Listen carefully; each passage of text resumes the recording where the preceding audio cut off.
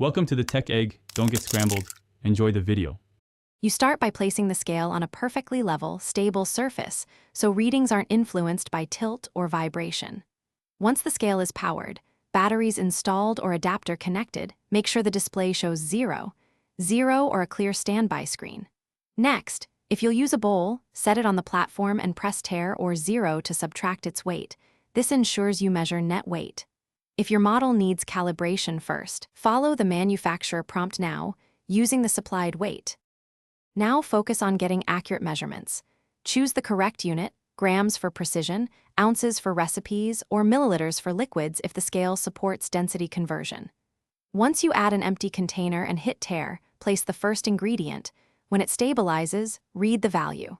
If combining ingredients, press tare after each addition to measure incremental amounts. Make sure you don't breathe on the scale or touch the platform while it's settling, because small forces ruin precision.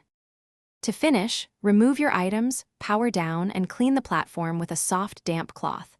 Avoid soaking. If the scale shows drifting numbers or error messages, recalibrate according to the manual or replace batteries, because low power often causes instability. If readings are still off, make sure the surface is flat and free of debris, and that nothing touches the scale body. One quick troubleshooting tip: replace batteries first. Most inconsistent behavior